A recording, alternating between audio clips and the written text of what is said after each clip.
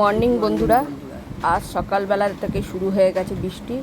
আর এই বৃষ্টির দিনে আমি শুরু করছি আমার ভিডিওটা। আজকের রেসিপি হচ্ছে দই ভেন্ডি। আর এই বৃষ্টির দিনে এই শুকনো শুকনো খাবারগুলো খেতেও খুব ভালো লাগে। তোমরা দেখতে থাকো। এবার আমি ভেন্ডিগুলো নিয়ে নিয়েছি। দেখো, ভেন্ডি নিয়ে এসেছি। এই ভেন্ডিগুলোকে আমি একটুখানি ভালো করে ধুয়ে নেব। আমার সব কাটা হয়ে গেছে। ধুয়ে নিয়ে তারপরে ছোটো ছোটো করে কেটে নিয়েছি। এরপর আমি পেঁয়াজগুলো কেটে নিয়েছি। পেঁয়াজগুলো কেটে নিয়ে একটা শুকনো কড়ার মধ্যে আমি নিয়েছি একটুখানি বেসন নিয়েছি। এই বেসনটাকে একটু শুকনো কড়ার মধ্যে ভেজে নেব। যখন ভাজবো তখন গ্যাসটাকে স্লো করে দেবো, নাহলে বেসনটা পুড়ে যাবে। বেসনটা পুড়ে গেলে দেখতেও ভালো লাগবে না, খেতেও ভালো লাগবে না। বেসনটা এবার আমি শুকনো খোলায় ভেজে নিয়েছি।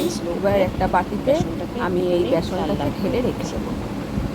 তারপরে ঢেলে নিয়েছি। এরপর আমি কড়ার মধ্যে দিয়েছি তেল, আর তার মধ্যে দিয়েছি অল্প একটু গোটা জিরে আর শুকনো লঙ্কা একটা ফাটিয়ে নিয়েছি। গোটা জিরে।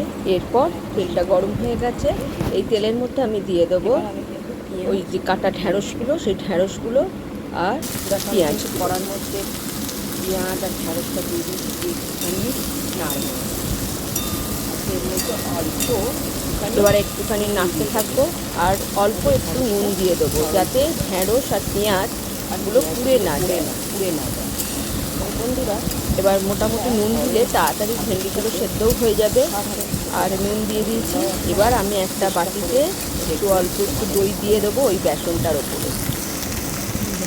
দই নিয়ে নিয়েছি। দইয়ের মধ্যে এবার নুন, হলুদ, অল্প একটুখানি লবণ আর কাশ্মীরি লঙ্কা গুঁড়ো, জিরে গুঁড়ো, ধনে গুঁড়ো সব কিছু দিয়ে এটাকে ভালো করে অল্প নেব, মিক্সড করে নেবো। কাশ্মীরি লঙ্কা গুঁড়ো আর গুঁড়ো লঙ্কা মিক্সড করে ওই ঢ্যাঁড়স আর পেঁয়াজ যেটা ভাজা হচ্ছে তার মধ্যে দিয়ে দেবো।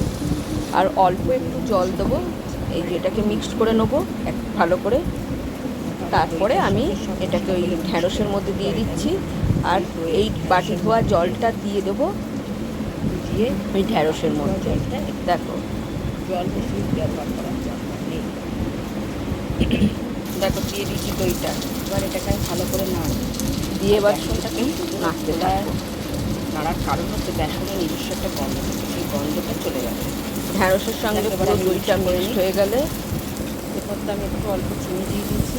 আমি এর মধ্যে একটু ওই জল গরম করে মানে ওই বাটি ধোয়া যে জলটা সেটা আমি এর মধ্যে দিয়ে দেবো। দেখো বন্ধুরা, কালারের জন্য আমি একটুখানি এটা কাটতে থাকুক আর ঢ্যাঁড়সটা সেদ্ধ হয়ে যাবে।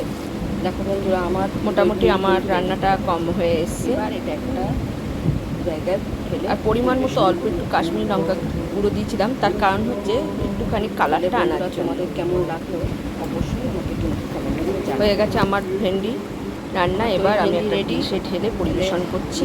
আমি আমার তাহলে বন্ধুরা, তোমাদের এই যদি ভালো ভেন্ডি রেসিপিটা কেমন লাগলো অবশ্যই আমাকে কমেন্ট করে জানাবে। আর যদি ভালো লেগে থাকে আমার চ্যানেলটাকে সাবস্ক্রাইব করে আমার পাশে বসো। আর আমার নতুন বন্ধুরা আমার রেসিপিটা আমার পাশে থেকো।